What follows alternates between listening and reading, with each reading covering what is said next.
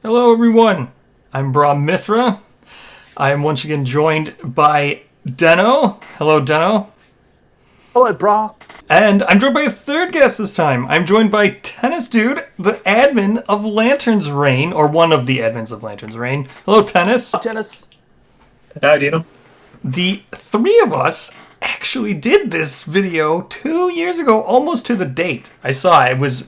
We recorded it on the 29th, and I got it uploaded on the 2nd. So this might actually be 2 years ago to the date if I can get this edited by the 2nd. But we are going to be talking about Gambler's Chest. I don't even know how many campaigns you've played now, Deno. How many do you think you have now? I'm over 30 total campaigns, and I think prior to Gambler's Chest, I only had about 7 or 8. So probably about 20 to 22 would be how many I've played since then.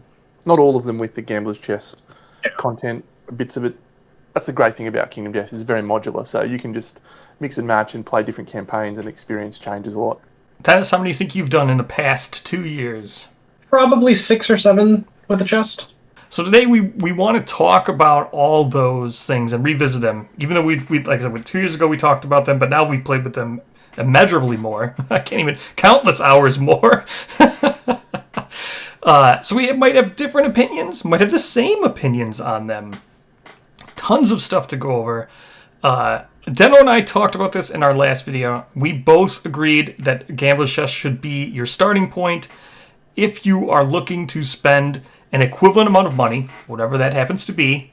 Say Gambler's Chest goes up in price or whatever that price point happens to be when you start buying or looking to spend more on Kingdom Death. If you approach that total, Gambler's Chest should be the point where you go. You were not part of that video, Tennis, but how do you agree, or do you agree or disagree with that take? I would say general agree. The hard part always is it's hard to go on another core-sized expense after you buy the core game. So that really is the rub of it. But in terms of bang for buck, ignoring the total big lump sum of the chest, which is a big thing to ignore, I would agree with that. Yeah. I've broken it down here to if you were to just break it down to what's in the box to what is like the monsters and things of equivalent costs. Like Crimson Crocodile is a Node 1. A typical Node 1 expansion is 135 currently. Typical Node 2 expansion would be 135. A Node 4 quarry, we don't really know, so we'll just say it's 135. We don't know what it would be. A Node 2 expansion like Sunderman would be like 80 USD. Wanderer, because you get luck in Gambler's Chest, it's like 50 USD. So if you were to take the parts singular of Gambler's Chest, even without including Ark Survivors, which there's no equivalent price to, we could never figure out how you would cost that stuff, or all the characters, or all the minis. But just breaking it down to Crimson Croc, Smog, King, Atlas, and Luck on their own would be a total of 535 USD if they were sold at equivalent prices for the nodes that they represent. So if you were to look at those price points, you can see the value of GCE, but I know it's not a true comparison, right? That's not a true thing, but it's hard to explain what it is the total of it would be worth, but that when you make a purchase like that, you get as well of informed opinion as you can, which is what I would hope to think we can help people with a video like this, which is my goal to do, because as Tennis said, it is a lot, right? You can't overlook that initial buy-in. It's crazy that they didn't make it just a base, like a game that you could play. Yeah, standalone? Yeah. Standalone. It's crazy that they didn't do that. It is. I've got an observation to make about Black Friday, but that can go after a little bit of more of the intro. You can see the mark that Gambler's Chest has left on all the advanced rule sets, because we've seen Sync Strike in every single thing.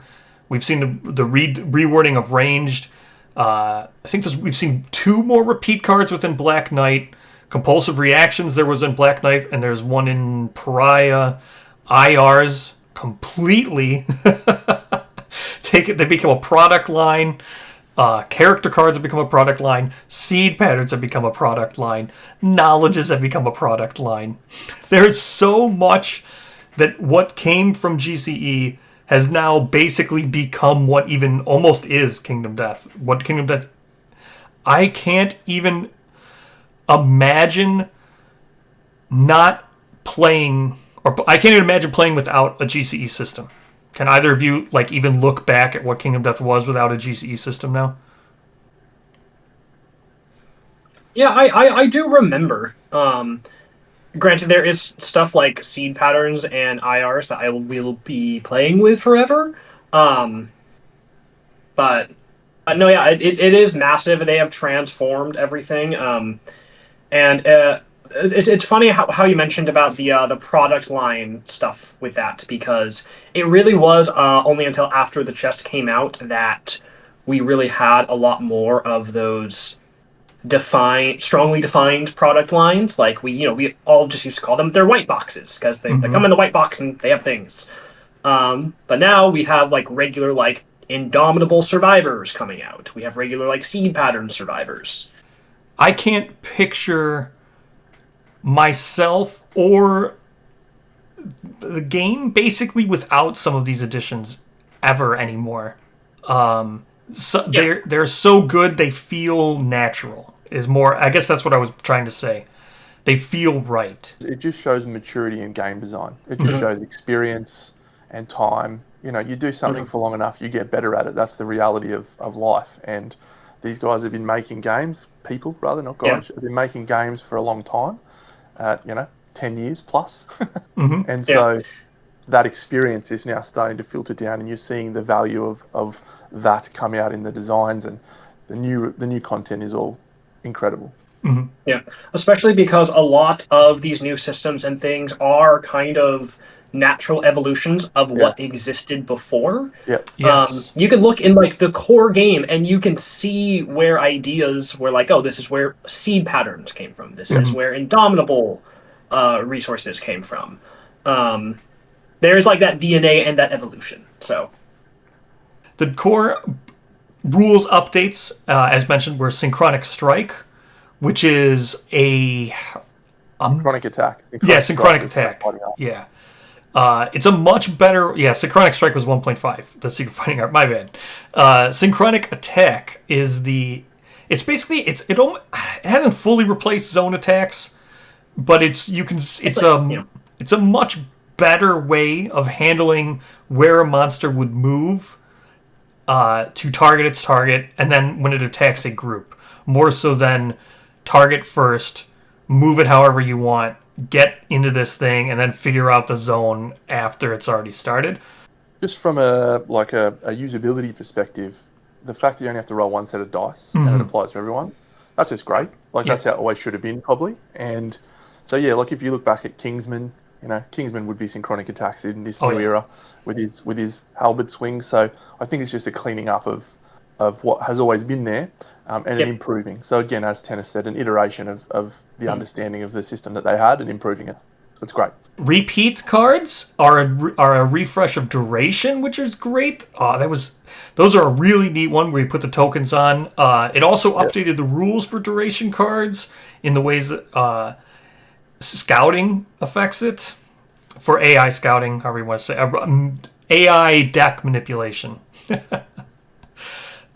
Compulsive reactions were cleaned up. Spooner used to have these, but they weren't called compulsive reactions. They were just a separate thing that said uncancelable, I think. Or no, it just says this reaction cannot be canceled for any reason, and it would just say it. So now you've got compulsive Manhunter reactions. as well. Manhunter will have compulsive Yep, reactions. that's true. okay. So all these things are just great now that they all have icons. And I'm glad the team isn't ashamed to just put them in the new rulebooks as well. So how do you guys feel about just the core rule set being updated? It's a lot of just good templating, like codifying what was existing before. Yeah, good. Just more tools, easier to read and understand. For a relatively complex game, it's not difficult to teach or learn, and these things just really simplify and clarify and are very intuitive. So, yeah, all big wins for me, and I hope they come out with more little ways to improve the game like that in campaigns of death. I really do hope they do something like this in the future, but I don't know if I'd ever want to see this again. And this is vibration damage or damage types. Deno, starting with you, how do you feel about vibration damage?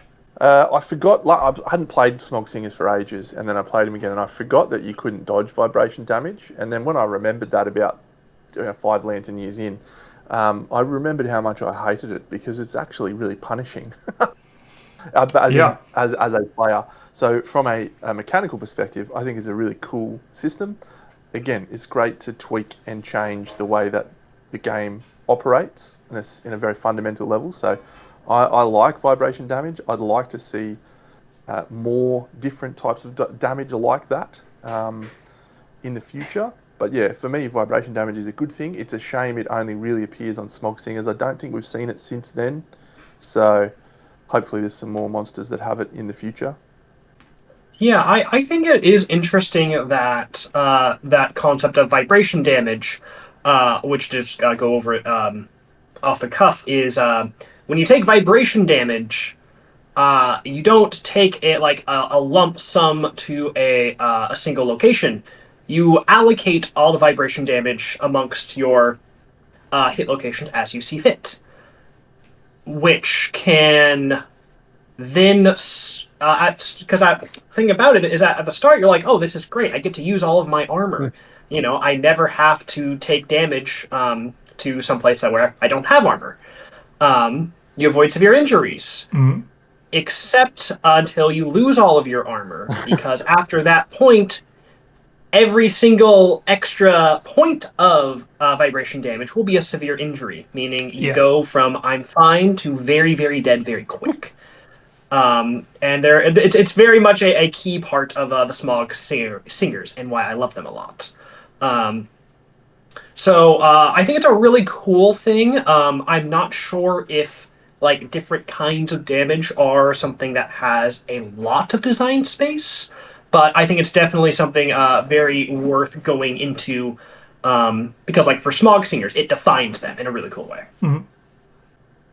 The fact you can make it hit anywhere you want in an order of your choosing is kind of cool, kind of iffy. But vibration damage, I'm less so on it now. Just because I played with it more, and now that you realize that each little tick will be an instance of damage, it can be really bad really, really quickly. The next one that we talked about, excluded cards. Excluded cards, we have now seen this mechanic be used a lot more. The excluded hand symbol card in GCE, there was little amounts of them. It was Lamplighter, and then it was the Ballad of the Butcher. Yeah, the story event, or the settlement event card that gets added from a seed. I think I can remember what it is now. Yeah, seed. Yeah, if you have the Imitation Butcher mask, you add Ballad of the Butcher. Mm-hmm. Yeah. So this is really cool, but we've now seen it used in like Gatherism. We've seen it used in not Black Knight, Frog Dog, with its extra cards, extra traits, extra basic actions. And the Witches, we've got a lot of them. Yep. Well, the Witch uses for the level 2 fight for Brawl, who she doesn't have Cloak, and then she does have Cloak cards. Very cool. I think excluded cards, they used to do this with Manhunter was the first one that kind of danced around this, but it had a different hit location with a different art, and then you just needed to know to not include it because it had to keep mentioning it. I've really come to love excluded cards. I thought they were just like a minor thing, but I think this is a really, really neat thing that could probably be used on so much more that I can't even think of. Yeah, it's just another good designed tool in the toolbox. It clears up a lot of templating. Like you mentioned with Manhunter. Manhunter basically has those excluded hit location cards, but it puts the templating on, I think, is it one of its trait cards that says exclude these unless you're doing a level 3 or 4? That's exactly something like right. that. Yeah, on Long Stride. I think so it's kind of weird. Yeah, it's it's on armament, gritty armament. I think Oh, is the yeah. name of it maybe. Yeah. The next new system that's always used in everything going forward is IR. We talked about this last time. I don't think there's very much to spend on IR. All three of us were huge on IR. It is the most elegant, like the best way you could handle this. A lot of comparison was made to Elder Cat Teeth last time, and I think that's an apt comparison. This is much better than how the situation where White Lion ended up always giving up cat teeth and you can't get lichen from it. That situation will persist forever because of that. Where had it IR has been around, much better situation. That's the comparison we used last time. I still hold that opinion 100%. So, your opinions on IR? Indomitable resources are amazing. I think, honestly, my favorite thing that Team Death have introduced to quarries, which again, as a quick overview, level 3 plus monsters have the Indomitable trait. Among other things, when you kill them, you get an Indomitable resource from them, which will be a stack of between like 2 to 5-ish. It Or depends. 15 if you're Smog Singers. Yeah. Or like 6 if you're Smog Singers. You get a random Indomitable resource from them, and these Indomitable resources, almost all of them will let you craft a special weapon. And the wonderful and exceedingly elegant thing about Indomitable resources, I feel like I probably said something like similar to this 2 years ago, is one of the big joys of Kingdom Death is in the early game when every hunt is exciting because you get to wonder, ooh, what am I going to be able to craft with the things I get? Mm-hmm. And when you're hunting a lot of level 3 monsters, you normally don't have that joy of wonder anymore. You know, like, you get so many resources from them, you craft it all you want to. There's no mystery. You don't get a pull on the slot machine. And Indomitable resources give you a pull on that slot machine. They let you wonder, ooh, what am I going to get? Mm-hmm. They're fun. They're amazing. I love the Indomitable survivors in the store. They're always amazing sculpts and super awesome. Yeah, they're great. Very completely. My only very, very, very minor quibble relates to something we talked about last week, bro, which is the weapons tend to be very, very good. Very, very good. And they can skew your campaign towards the survivors, towards your settlement, by virtue of how good they are. And so sometimes there is occurrences where you get those a little earlier than maybe they anticipated, such as Smog Singers, such as the Diamond Scarab Guitar, or some of the crocodile ones that you can get when you fight a level 2. And for me, when that happens, it creates this trickle-down effect where you're able to hunt larger monsters quicker, which gets you more resources, which turns the late game into a bit of a cakewalk. So that's my only challenge with them, is I think they're such a fantastic design. I love them. The experience you get when you're pulling one, what am I going to get? It's so cool. Yeah. But yeah, they can just skew the game slightly, is my only detraction. Yeah. I also might argue that's more of a Crimson Crocodile and Smog Singer thing than the concept as a whole. I feel like most of the other ones that have been coming out, especially on the store, are much kind of more level. Yep. Could be spot on with that assessment. Yeah. The jaw saw from Frog Dog notwithstanding, but that's neither here nor there. Yeah. We didn't really talk about this, but it is bring it up now because of what you've been talking about, the weapons. How do you feel about Phoenix ones? Phoenix had no weapons in GCE. Yeah, I love the Phoenix ones. The Violet Folds, all those, they're all sick. They actually make Phoenix better. Yes. Just because it's so exciting. But beating a level 3 Phoenix is a challenge in and of itself. So if you can do that, you deserve to get some cool toys. How would you feel, either of you? I think I would love to see. I think more IRs should be our gear. I don't think they should, or armor. I mean, not just gear, because weapons are gear too. But like, they don't all need to be weapons. Phoenix is the only one. Besides, there's items. One of them has an item, but Or I think 2 of them have items, but a lot of them are weapons. It's very weapon dominated, and it is very game skewing depending on which weapon you get. Like Deno said, I agree completely. I think the fact that the Phoenix ones are even outfit is really cool because then you can use them with you can level up your set that you made maybe when you fought the level 1. Yep. I'd love to see more. Yeah, I would. I think that's definitely a cool thing for them to explore.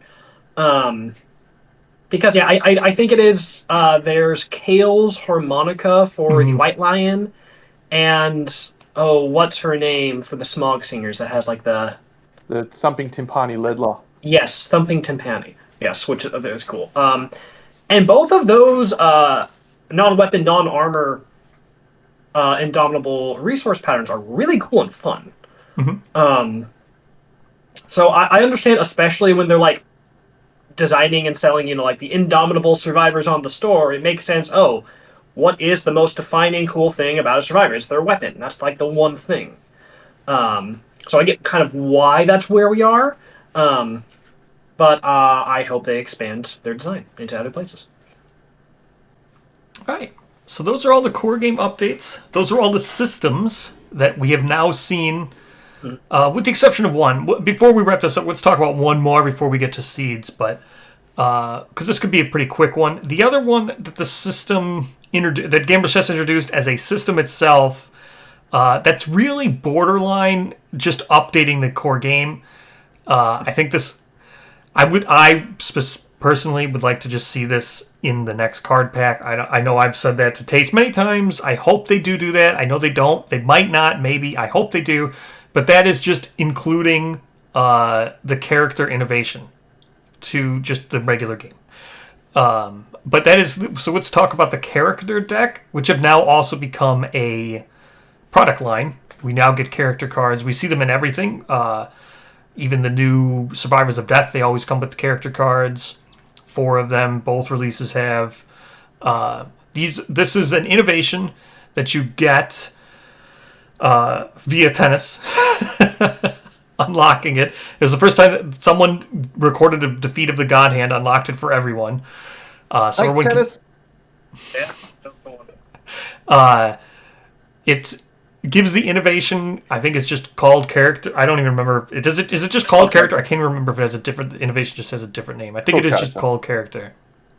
But then you add the character deck, and then whenever a survivor is named, they draw a character card from the character deck, and they get a special ability, impairment, or legendary ability.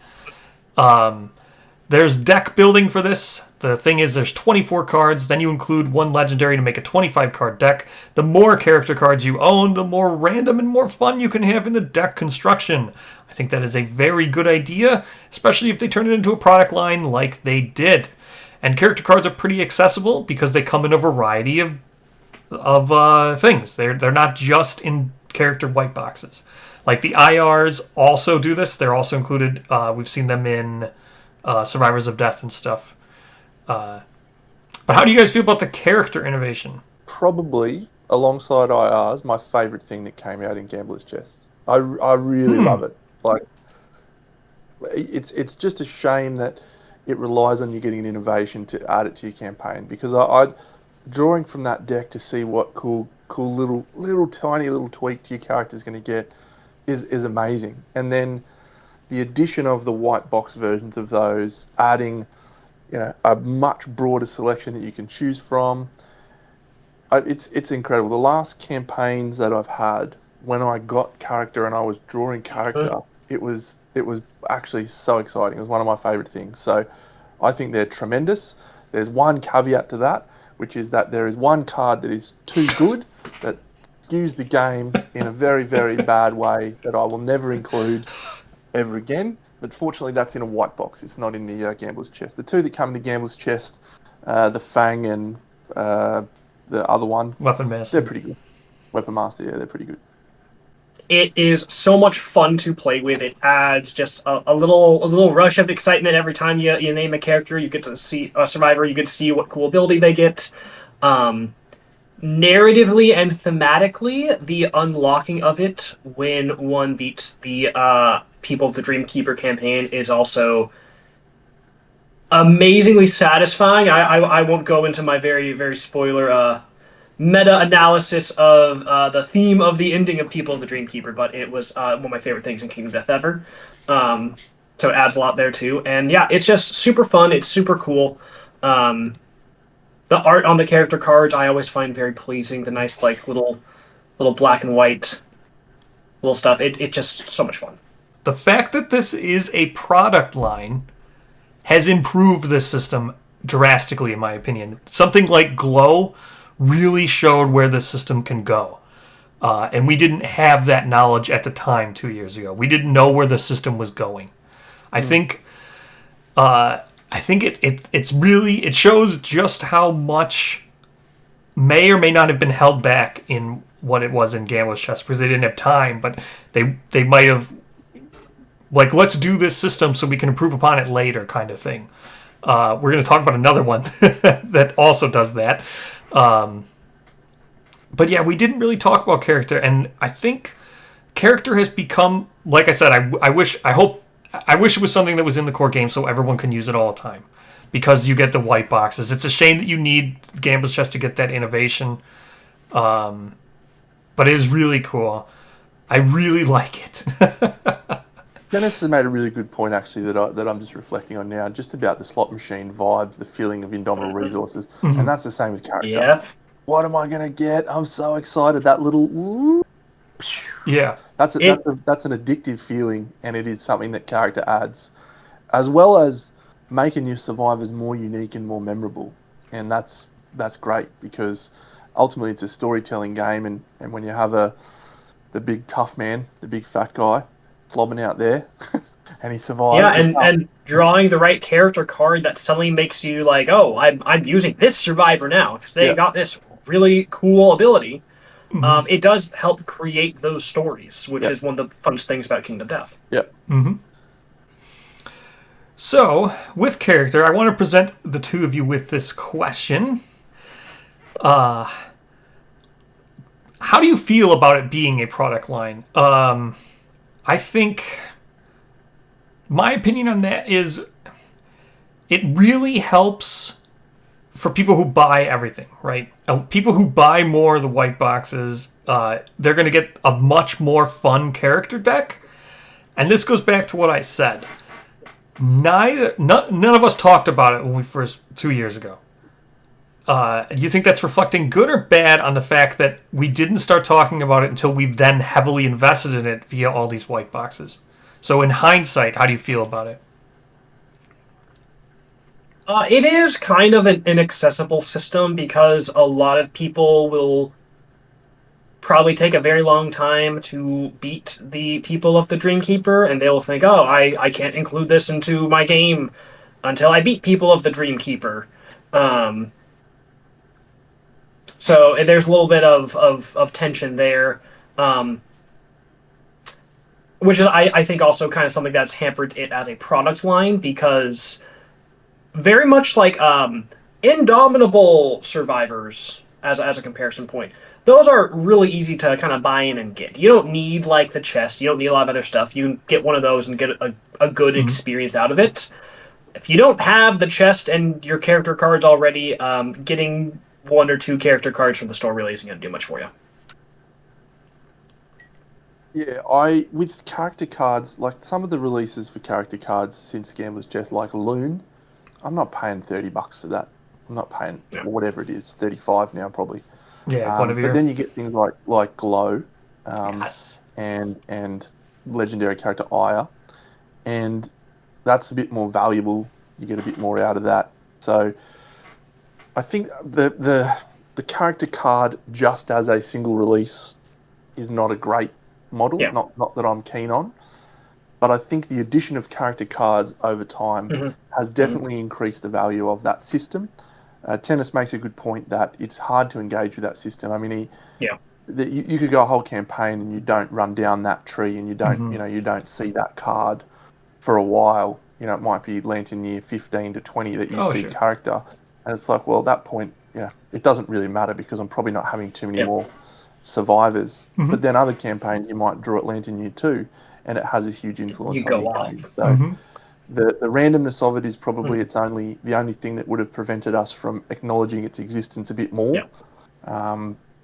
But it's definitely one that now I actively chase when I'm rifling through my innovation deck because of how fun it is. Yes. And also you touch on legendary characters, and I think that is Team Death kind of tuned it to what they want the character product line to be more regularly. Which, you're right. If you have this releasing a survivor on the web store and like, hey, it's a character card, like it's kind of whatever. But the legendary characters that have been released so far are super, super cool because these are not only, hey, here's your minis and here's a legendary character card, which they're you can only include one in your deck. They're big and flashy and powerful. But the legendary character, legendary survivor sets we've seen include a bunch of other stuff. Like legendary character Glow, all the stuff included in that is tied to the Glow legendary character card, but that gives you this whole line of new pattern gear to make, which is really cool. It's like a much bigger set. We got recently Snow the Savior, which is super cool because it adds some innovations and new interactions with the Savior mechanic, entirely devoid of the legendary character card. So I think that is how Team Death is approaching a lot more of character releases going forward, because that release format gives them a lot more room to play around with and other stuff to put in. We will now move on to spoilers, everything. I don't want to constrain our talking points about weapons, about their names, about how they're used, about the meta of monsters. Deno and I tried last time when we were doing monsters not to talk about the meta and ruin them as a buyer's guide for people who haven't gotten it. But from this point forward, I do not think it is possible to discuss these things without talking about their impact on the meta, without talking about how they impact the way you play the game.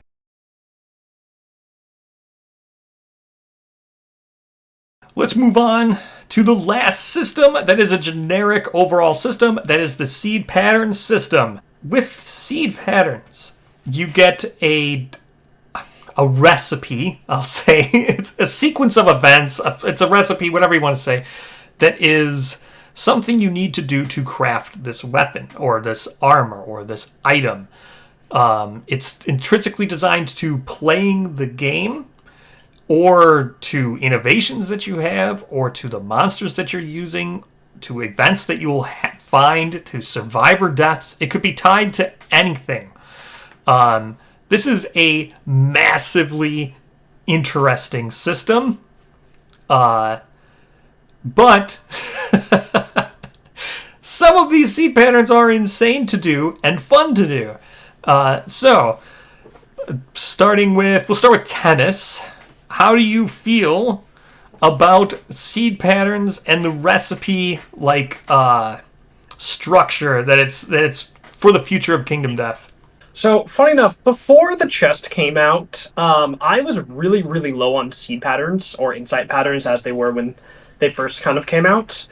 Because before the Gambler's Chest came out, we got actually a good amount of seed patterns through different white boxes and other releases.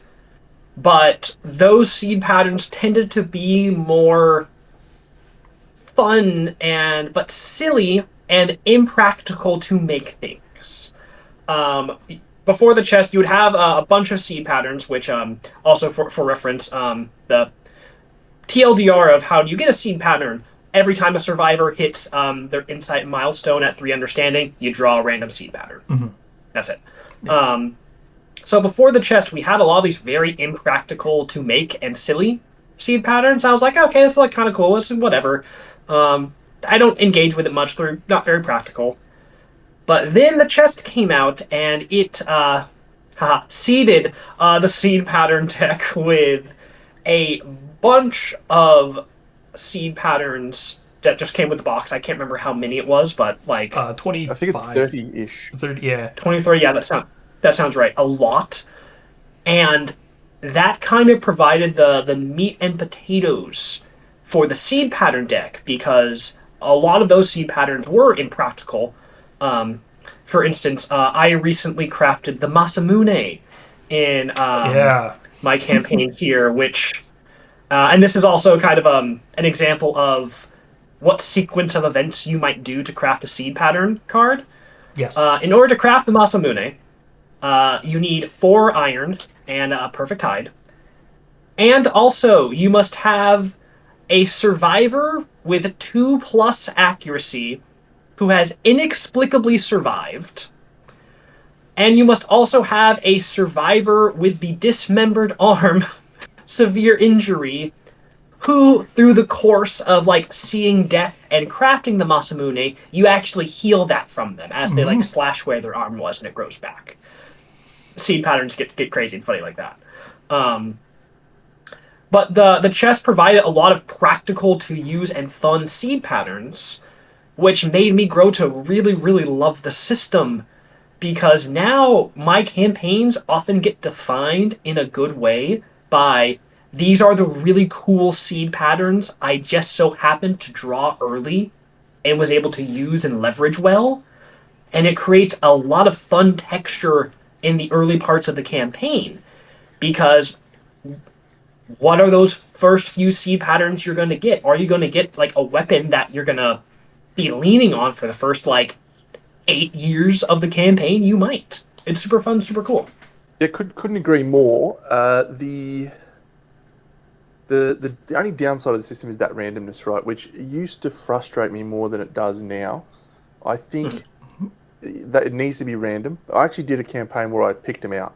I picked out the ones that I wanted to get at each draw, and it was fun. But it was actually, again, it was like, oh, this is too easy. You know, I can tailor what I want to do, and so I actually grew some appreciation for the randomness and just okay, this is what I've got. Can I make this work? And the way you craft them is like these little achievements, and it's really satisfying to go through and go, oh, I've never crafted this, I'm going to try. And recently, one of the actual inside patterns, one of the early ones, is called Durandal, which I can't remember where. I think it might be. It's Oktoberfest. Oktoberfest. Yeah, exactly. And I'd never crafted it, and I thought, well, I got it. I'm never going to be able to craft it because this thing never happens. Yeah. And then it happened in a game, and it's actually this screaming antelope gobbles you up, and you get spat out and you survive. So that happened, and I was like, okay, well, maybe I'll craft this. And it was the best. It was the best sword for the whole campaign. I used it all the way to the end. It was stunning. Yeah. And it just never would have happened because I randomly drew it, and it randomly happened. And that's where seed patterns live and die. That's the fun part. They're just they sometimes are incredible, and that's the things that you remember. So, I'm a really huge fan of this system, and yeah, for me, characters, indomitable resources, and seed patterns are the 3 things that I'll include in absolutely every campaign moving forward, without any exception. They're all just glorious winners. Yep. Deno unknowingly praising the ethereal changed. Because Durandal needed ethereal before, but with the change, awesome. Yeah, I agree. There's some things that just because the way my brain works, I notice things with seed patterns. But I agree, 100%. I think seed patterns are great. I'm glad that they are showing up in every expansion. Again, I know they didn't show up in Pariah and Red Witch, but I fully expect them, because they were in Frog Dog and they were in Black Knight. I fully expect them in Screaming God, so I don't think it's like something they're giving up on. But yeah, I love the fact that they're there. I think seed patterns, surprisingly, unlike IR, I think IR probably has a deck cap, or at least a number you should probably not go past. But I think seed patterns, unlike that, seed patterns I think you could just keep adding to forever because of that. The fact that you can draw them pretty frequently, you'll probably get at least 10 to 15 in a campaign, even if you're not chasing them. If you are chasing them, you might get the entire deck. So I'm a little more welcoming to a thick deck for seed patterns. I enjoy a 50 card deck. IRs, I'm a little less. I think I would stop, like Deno mentioned with Smog. I think 6, 7 is like peak there. I don't know. Too many. Feels like too many at that point. Yeah. No, needs more. I'm a proponent of very thick, indomitable resource decks. I embrace the variance and the randomness. Give me 10 plus for each monster. So that is Seed Patterns, another system that's universal. As Deno said, can't probably, if you'll add it to everything, I will also add it to everything going forward. Another system that was added with GCE is the Wanderer system. This is the first one we saw with our boy Luck. Wanderers are survivors that show up at a certain time frame. We have since gotten 4 new ones. I have played... Deno, you've played with 3. I've played with 2. Tennis, you've played with 2, correct? I've only played with Death Grifter so far. Okay, I've done Goth and Candy. Deno, you've done Aeneas, Candy, and Drifter? Death Drifter. Yeah. So, and all of us have used Luck to varying degrees of... The term use is using a lot of lifting there, but Luck's a good boy. He's been in all of our campaigns. So let's talk about Luck. To be fair, neither of us had any real strong opinions about Luck because we all said he shows up too late to be really used. I don't think, has any of your opinions changed since we recorded 2 years ago? I have a big fondness for Luck. Mechanically, he really doesn't have much going for him. He's kind of just a limp survivor. He comes in year 23. It's just really too late for him to do much. That being said, one of the big reasons I like Luck a lot is the story and narrative and character of Luck is amazing. It adds a lot to the campaign. I also think it's really something that could only be delivered through something like a Wanderer. Through, this survivor coming in, they have a little booklet, tells their story. The narrative implementation of Luck is 10 out of 10. And his book also has one of my favorite KDM quotes. So I like him mechanically, narratively. Mechanically, he kind of sucks, but he's really cool. I haven't changed my opinion much, but he did actually get a run in a campaign I did recently, the 7 Swords Women. And he was actually glorious because he just wouldn't die, so I'd just pop him in front of anything, and it was the best. So, look, yeah, I agree. The story beats are fantastic and really adds depth and colour to things that happen in the game, but yeah, he just comes in too late. And the reason why the other 4 Wanderers that have been released since are getting rave reviews is just because you get to interact with them from an early point in the game, and they actually have an impact on your game. Yeah. And Luck just comes in too late for it to have any impact. Yeah, well, yeah. Let's talk about Luck in hindsight. Now that we've seen the other Luck, I mean, just as Deno said, the other ones you actually interact with, but it's not that you don't interact with Luck. It's that Luck comes with a booklet and 3 knowledge cards and 2 pieces of gear. Comparing that to any of the 4 new ones, he is missing massive amounts of content. Luck in hindsight is, I think, Tennis, and you both pretty much nailed it. It is a great sample of Wanderers telling a great story if you decide to use them. It just was executed poorly, whereas it comes too late and you don't want to engage with it. But the story was there and everything's there that is neat. Had they just found a way to make you want to engage with it, then it would have been probably better. Make him come in at Lantern Year 12. I'll play the crap out of him then. Yeah. I think in a lot of ways, and honestly, this kind of makes sense narratively, thematically. I think Luck was kind of destined to fail in a lot of ways. Yeah. Yeah, like wait, that makes sense. The joke being, Luck is not very lucky. Luck is very lucky for himself. He makes bad things happen around him. Yeah. But I don't think there was really space in People of the Dreamkeeper for Luck to come in earlier mechanically because the campaign is so mechanically dense and hard and complex. I don't think he really could have come in early. I don't think from a game design standpoint that would have worked well. I think from a narrative standpoint, it doesn't really work. I mean, obviously they could have changed it, but Luck kind of needs to come after the gambler is gone for its narrative beats. Narrative beat, you are correct. Mechanical beat, I think he actually fits in more with Dreamkeeper. Had he been there, it's narrative. I think you're 100% correct. The narrative is what's keeping him so late. Yeah, because he can't be there when the gambler's there because narratively, him and the gambler don't get along. Doesn't. Yeah. Mechanically, I think he's insane when you're not playing Dreamkeeper. But when you're playing Dreamkeeper, when you're playing with arcs and you're playing Dreamkeeper and you got your survivors aren't dying anyway. They're serial coding. They're not dying. They're all cheating death. He would have been just fine, Lantern Year. He still might never even use Lantern Year 12 had he come up in Dreamkeeper. Yeah. So I don't know. I don't know. I don't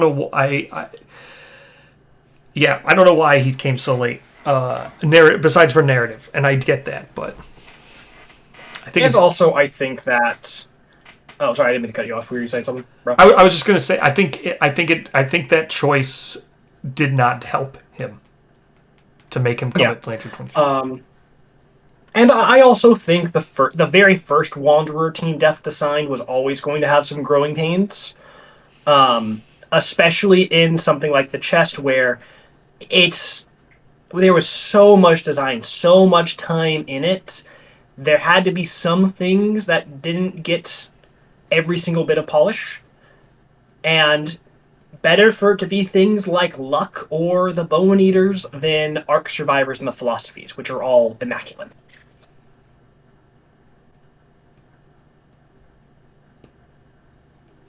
Do you think Luck should be revisited in COD? Or not COD. Do you think Luck should be revisited, I'll just say? To bring him up? Should give him maybe... let him say shit. Let him suck. It's a harsh way to say it, but Luck is fine where he is. He can stay there. Yeah, it's just a shame. I think he's just in... I wish he had more. Which he had a fighting art, maybe... something, because I don't think I'll ever use him ever again. in any system, there'll be things that are good and there'll be things that are bad, and some of those things that are bad, people really resonate with. I'm sure there's somewhere out there in the world that absolutely loves Luck as he is and thinks we're all cooked. So, yeah, leave him for that guy. That's one true. I agree. So let's segue to something else. That maybe we have strong opinions on. The three of us also had strong opinions on Encounter System. Even in the first video, I don't think any of us liked it. We complained about the setup time. I think I didn't solve it when I was in that video. I didn't mention any of the stuff that I would definitely mention now, which I will be. I think encounters are pretty solvable. So let's talk about the encounters, specifically Bone Eaters. I have thoughts about the encounter system itself, but I think I can separate them now, having played them more, from what the Bone Eaters are. So, encounters are a hunt phase update, which is great. The hunt phase could definitely use more updates. I think the encounters are great for what they could possibly be. We don't know where they will go. The only thing we can do is look at maybe Wanderers and say, hey, Wanderers improved drastically. I have a feeling Encounters will as well. I'm very hopeful on Encounters improving, but for the sake of what they were in Gambler's Chest, you have the Bone Eaters, which are limited to, I think it's 3, 8. I want to say it's 3, 8, 11, and 16. I should have looked I should have looked up when they come, but I think it's 3, 8, 11, and 16 for the years This they're. actually comes in at Lantern Year 3. Yeah. And it's 8 and 15 for... Okay. That sounds right. Yeah. Yeah, so they're gated to time. They're also gated to the draw of the card themselves when you put them down. The way it's set up, we'll talk about these other ones later, but the way it's set up is the scouts, the arcs, and the encounter cards themselves. It doesn't need to be Bone Eaters. I'm sure the future cards will be handled the same way.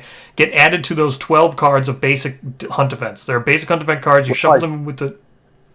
You don't add them, you replace a hunt event with them. You make the deck of 12, removing 3, adding 3. Those get shuffled. You have a base of 12. We've seen this will persist. We do know that this idea, this concept of thinning the basic hunt deck will persist. We've seen it now with Fade, and we've seen it with Percival. That's how those are handled, the re-releases. And then when you land on it, you check the year that's on the card, which Dano just said was 3/8/15. So if you're before or if you're after that, you will fight the encounter. If you're before that, you will just roll random hunt event. So the variance decides how difficult the fight will be. I have found that if you hit them right away, the encounter system is better. If you don't hit them right away, oh boy, they become a slog waste of time. Deno, when was the first time that when you first played, when was the first time you fought the level 1 Bone Eaters? I think it was Lantern Year 18 was the first time I fought them. And I kicked the ever-living shit out of them. And it was a shame. But then a recent campaign, I came out Lantern Year 3, the very first year. And it was tension to the max. Like it was, oh my God, this is actually putting a lot of pressure on me right now, and I'm worried that I'm not going to make it through the showdown. Yep. So I kind of feel like they should almost be appearing, not as a hunt event, but as a timeline event, is the one thing I would say, because of how it changed how I felt about them when they appeared at the right time. Yes, that is such a major thing, because also in my recent campaign, I had... each level of the Bone Eaters, 1, 2, and 3 recently, all show up at the worst times. Every year when I'm like, okay, I'm pushing for like a real strong fight, just no Bone Eaters this year. Yep. And then they show up. And then it has been very fun, because then I get both a good fight with the Bone Eaters, because it's a short and sweet fight, but if they come in at the right time, they still drain resources a bit. And then it does make the follow-up fight with the monster very tense and interesting. But it is just, the variance is killer, because if you don't find them when they come in at the right time, it's just like, it just forces resources, or sometimes more when that happens. That's all they are. Yeah. And one thing that is... less related to the variants or other things, but a good point I do want to say about the Bone Eaters, their flavor is fantastically designed and done. These encounter monsters really don't have that many cards they draw or perform, but every single one of the Bone Eaters cards is just packed with so much personality and flavor and style, and I find it really elevates them, because they are just really cool. So it's interesting, as I reflect on them now, I've probably warmed up to them quite a bit since then. I agree. I think my frustration with them back then was just, it felt very pointless, setting up the board, putting the guys down, doing the thing, getting all my survivor, and just booting them, and then pack it all up, put it away. It just felt like a bit of a pointless experience. But now I kind of like, it's cool models, and you put them out and you got the fingers, and ooh, what's going to happen? Is it going to be an issue? So I I think you're right in saying that the future encounters will be an improvement, a significant improvement. I agree completely with Tennis that as you dive into the Gambler's Chest philosophies, which we'll talk about more, Yes. the Bone Eaters continue to be more and more interesting to engage with. So, yeah, I don't know that I'll ever be a massive fan. I don't think they'll be in every campaign, but I've enjoyed the times that I have put them in when they've come in at a time that's been engaging. So Yes. And I think I would use them again.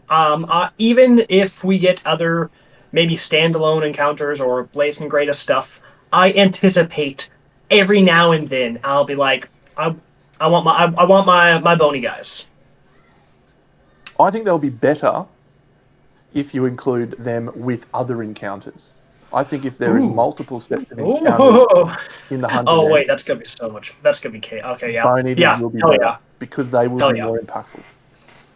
See, I think this is an easy fix. I think the team can easily identify this. Even how would you feel if they just work like Lonely Tree? Lonely Tree is what's the lantern year? There's the level. Yep. Yep. Right? That's Perfect. That's what I think. It's so here's the question with encounters. How do you feel? So as you were talking about the flavor of how they have entire systems with the opportunity attacks, and they have critical reflexes. When when they roll a perfect hit, they do extra things. I forget what they're called, but yeah, I just forget what they're called completely because how do you feel about Surge? You know what I'm talking about? They have flows on their cards. So do either of you ever let the fight, unless it's you draw them perfectly, which I agree. If you draw them Lantern Year 3, draw them Lantern Year 8, it'll be a more fun fight. But the fact that you can just surge at the first flow and pretty much kill all of them, it's just... I'll tell you what they've done. They've made speed better because you can't take a 1-speed weapon into Bone Eaters and do that surge trick, because they will counter. So higher speed has gotten better as a result of Bone Eaters. It's a shame that Surge is just such a completely hard counter to them because they don't, by the time you encounter them, if your survivors are good enough, a Surge will kill one and you can position so that they don't counter. But yeah. It's a bit of a shame. It adds to the variance, and I think it adds to the variance in a bit less of an interesting way, because it does just result in the fight being a non-fight sometimes. Mm-hmm. Do you think... Put them in People of the Sun. Well, get that up here. That's true. You could put them in People of the Sun. Well, they reward you with 3 survival. No, only if you've got Song of the Brave. They don't reward that's you true. all the time. Okay, that is true. It is only if you have Song of the Brave, but still, so 60% of the time you're going to get the plus 3. Sex Panther. Yeah. That's an Anchorman quote. Sorry. The downside, and this is getting quite meta now. It just makes Song of the Brave better. It's like, okay, cool. So if I'm fighting those guys, I surge once. I probably come out of it with a bonus to survival. Yeah. Sweet. It makes Song of the Brave a better choice than it already was, and it's already probably one of the best choices for innovations you can get. So that's a downside to them. I don't know. If I was to rate them on a linear scale, they're probably like a 4 out of 10. The Bone Eaters. Encounter systems, maybe a 5 as it stands. Bone Eaters are... So we'll see what the future holds for them. But I don't hate them as much as I did back when we first talked about it. Yeah, I agree. I would also agree. Because I like them. I think all 3 of us came across them way later than we should have. We have one more system to talk about before we get into the big boys, and we've covered all of this. We have the Scouts. Scouts is interesting here. This was the one with the most variance. I actually really liked Scouts when we first did it. How's it feel to be wrong, brah? I know. My first opinion on. I think. I'm not saying I didn't say I didn't say they were the best thing in the chest. I really liked them. I thought, and I think this was because I hadn't played it with the toned down version. When I was playing it, I was doing it with the, oh man, the scout died. I lost the like that. And now that there's been an errata where it's just, oh, it doesn't, as long as you win, nothing matters. So it's just, they're huge snowballs in my opinion. Now that I know that nothing matters, if they there's no downside to not taking them, or there's no downside to not protecting them. So I've almost come around in the opinion that why even hide them? like, so scouts, they interact almost in no way with the hunt event, which was shocking to me. Or the hunt phase, I mean. They almost do nothing in the hunt phase besides for disguise kit, and you can do a hunting salve, I think, to re-roll. You can cancel. You get a consumable item that will cancel a drawn. Hunt event. Yeah. You could chuck away card. bone eaters or something. That's right. Yeah, a drawn card. Yep, or a monster hunt event. Yeah. So there's my opinions on scouts. Tennis, we'll start with you this time. How do you feel about scouts? Yeah, so Scouts of Death are it's a 5th survivor you get to take out on the hunt. They have a much more reduced 2x2 gear grid. They have a bunch of a couple of Scout exclusive gear they can make and use. We'll talk about it. You don't have to go into tablets yet. We're going to do that. We're going to talk about that. Oh yeah, tablets as well. I do not like Scouts. They are the system from the Gambler's Chest I do not use anymore. Because they just give you a lot of both hidden and non-hidden power without really any exchange or risk or much of an interesting gameplay. Because, one of the big things about Scouts is that they do add the wrinkle of, if you have a total party kill, you lose all of the gear that your hunting party took out, which is very bad. But the thing is, once you become more experienced at Kingdom Death, you don't have total party kills. You'll have casualties. You have people who will die, but that downside really isn't going to express itself. So you are just left with, you have this whole other 5th survivor. They give you endeavors. They can progress philosophies. They have things like the Scout Lantern, which are massively impactful for the entire game. I don't like them. They make the game easier in a way I don't like. Yes. I played them more recently with non-Ark survivors, and I think that's the only place I'll play them. With Ark survivors, the philosophies is just stupid. You just roll into so much stuff, and the amount of hunt events where it says every survivor gains a random basic resource. That's more than you think. It just snowballs. It's like crazy. Have an extra free resource every lantern year or more. So yeah, I don't enjoy them, and it's actually a real shame because the last campaign I played with them was a normal non-Ark survivors campaign, and I actually just appreciated so many things that they do. Scout discoveries are awesome. They're so really good. The unique Scout-only gear tablets, it's an interesting concept that probably hasn't been executed well, but it's an interesting concept that could have future potential. Yeah. And then, just that concept of this extra guy that you're just sending out, it's just not been, they don't have enough of an impact on the things that we expected, like the hunt phase, and they have too much of an impact on everything else. If they had their own track that they were running concurrently alongside the survivors that potentially gave you benefits in the showdown, but had no other mechanical effect on, they didn't get rewards, they didn't get hunt XP, whatever, that would be sick. That would be Scouts all over, and doing Scout discoveries and doing the same stuff. But as it is, they're too much of a power buff. They're just all upside, and it doesn't work for me. Now that I know that they're literally no downside, it's completely so much so that I'm gonna start with Deno this time. What do you do with scouts in the future? How do Yeah, you? it's a complete rebuild. You can't. They can't can exist.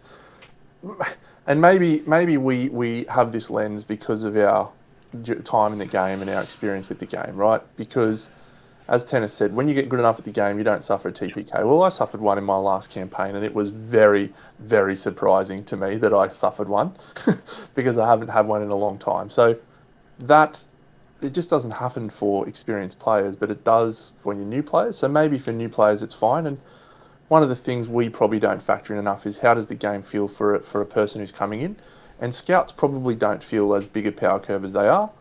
And one of the messages I felt like Gambler's Chess was trying to say was, you should just play your Kingdom Death and have fun, and maybe Yep. you'll win and play more. And here's all these things that'll help you play more. And so maybe from that perspective, they're fine, and they're targeted at the people that are going to not see as much value in them as we see them giving. But if I was right in the game, they would be rebuilt from the ground up. They would be completely different. They would be nothing like what they are now.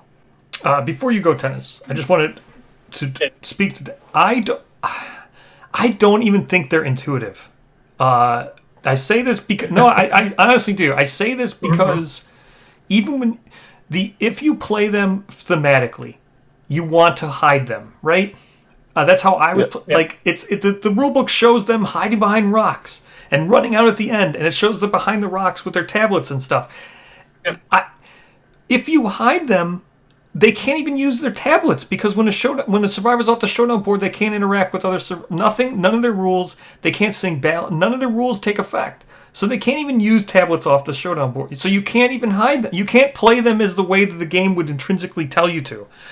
And this is another. I know Tennis also encountered because Tennis was using ballads when we first talked 2 years ago, and then it's like, oh no, you can't even do. Even if you wanted to do something thematic, you can't, Tennis. So you know what I mean? Like, I think they're just the survivor can't play their flute while they're hiding in the scout mound. Yeah. Yeah, and I also agree with Dino in that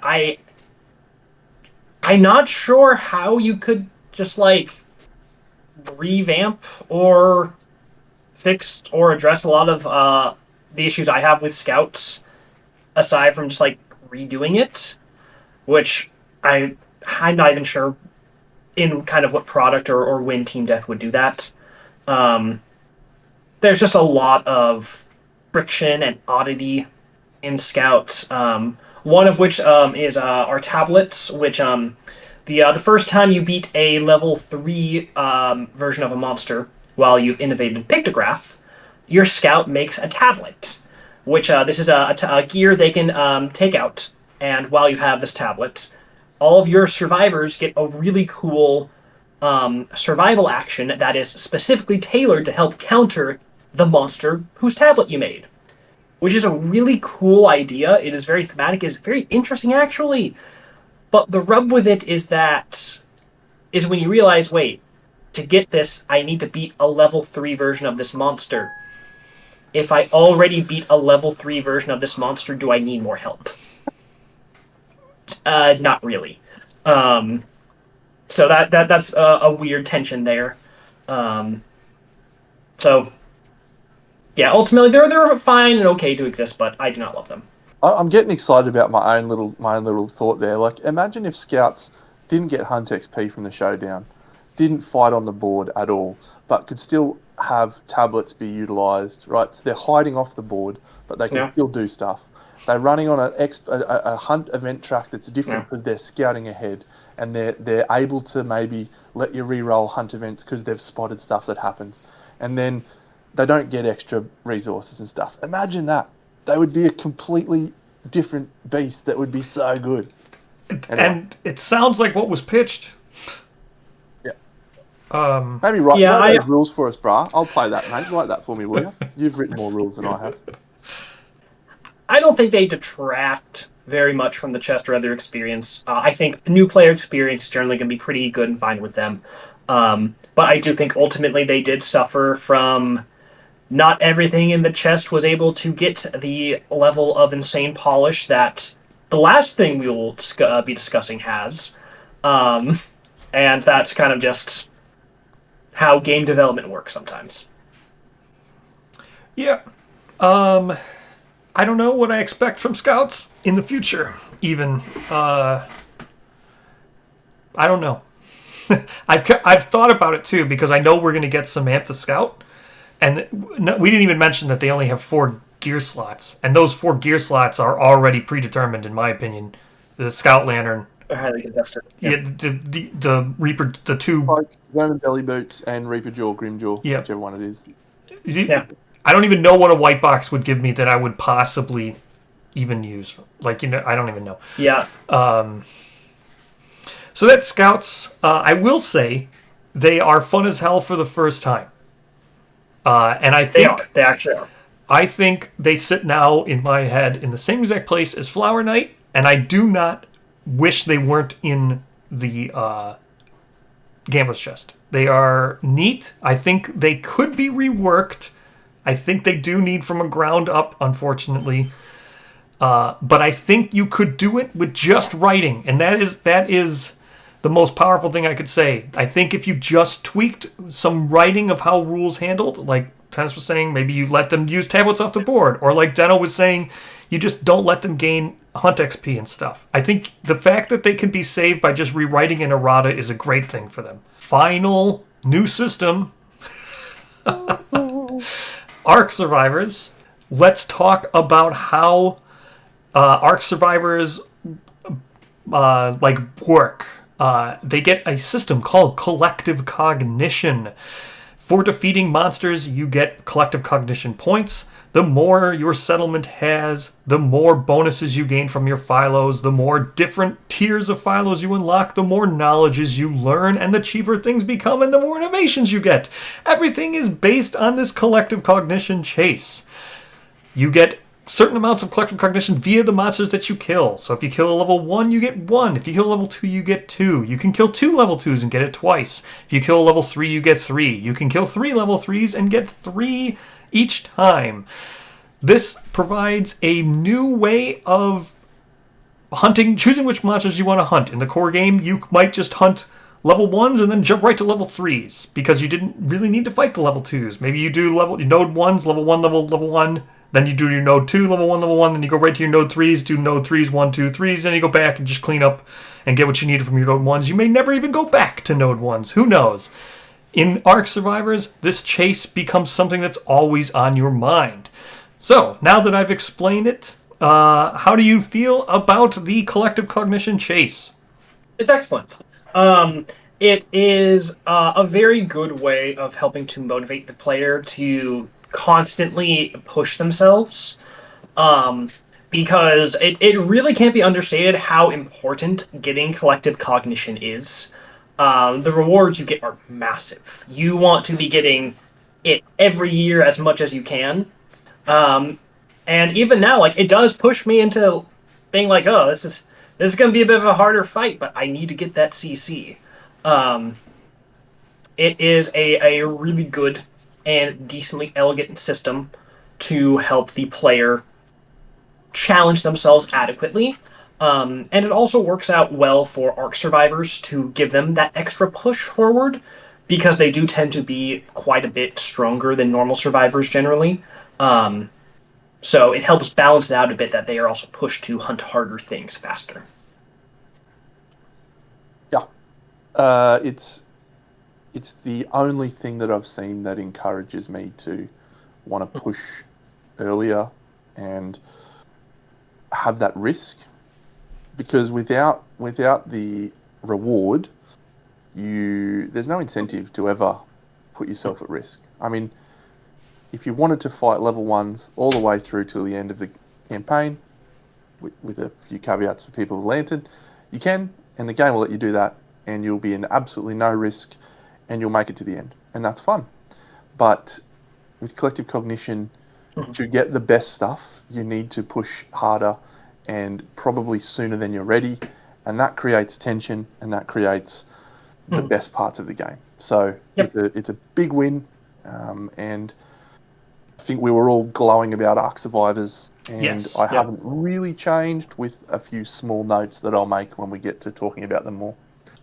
So the fuel that makes the Ark Survivors burn so bright are the phylos. There are tiers of phylos. There is one that's attached intrinsically to your campaign, but we only have one of those right now, which is Dreamism, and that's attached to people to Dreamkeeper. If you do not, meaning currently, if you're not playing People to Dreamkeeper, but you're using Ark Survivors, it just means you get an extra tier 1 currently. There is currently one starting philo, which is survivalism. Let's quickly talk about survivalism. I have one thing to say about survivalism. It is the best philo. I think survivalism is such a... I don't think you could have possibly made a better choice. I think it's the best starting thing. I think it's perfect, exactly what it does. I was pretty cold on survivalism early on. I wasn't a big fan of it. I've certainly come around now. There's a few great knowledges in there. What I really like about survivalism is the storytelling that you get. The more collective cognition you have, the more penalties you get in survivalism. That's so good. It's such a clever way of showing that it's a starting philosophy, and it ties into the story that's happening in survivalism. It's good. It's not my favourite, but it's good. It's a good intro. It suffers a bit from being vanilla ice cream, kind of a bit similar to Dreamism, our only existing core philosophy. They're both kind of the first of their ilk, and so they set the standard, and so that means they're not going to do very crazy things. That is probably my biggest complaint about survivalism, and it's not. I don't even think it's a huge complaint, because I think some philosophy has to have more boring normal knowledges, is that it has just a lot of baseline abilities in its knowledges. They're not very flashy, they're not very crazy, but should the first starting philosophy be crazy? Probably not. So I like it. It's in a good spot. I love tenacity. I think tenacity will be the counter in the future when Rawhide isn't always available. Because we do know, even with Titan B, I think it said Rawhide or Wax Rawhide or something. Who knows what it will be, but I know Inverted Mountain, Rawhide is completely replaced. Survivalism is a great answer to not needing to always go Rawhide, because the power of Rawhide is you can always refresh your survival. You always have a well of survival. Tenacity is a great one because you have an extra pool of these tokens that you can spend to get survival. And when Rawhide's not available, I think that's just going to make it even more better. Exactly what you need for a starting survival. Death Sense, you've got Tumble, You've got Accuracy Training. Mm-hmm. That's good stuff. They're all good. They're all just good. That's good stuff. Vanilla. They're the ultramarines of philosophies. They're rubbish, but they're okay. Yep. I do also really like the narrative and theme of survivalism. One very cute inclusion I do love about tenacity. It's their main knowledge. When it's fully upgraded, it gives you 3 survival tokens, and at any time you can exchange one of these survival tokens for a survival. And one of the little nuances of that that I love is, think of all of the effects in Kingdom Death that are, hey, spend all your survival, at least one, or die. Well, if you have tenacity and you have 3 of these survival tokens, you can survive a lot of those events. Because, I have none, I spend 1 survival token, prevail, I don't die, and you keep doing that. And that is, I think, such a strong narrative beat of their mechanics. It's like, yes, that is surviving. That is surviving. It's so cool. Yep.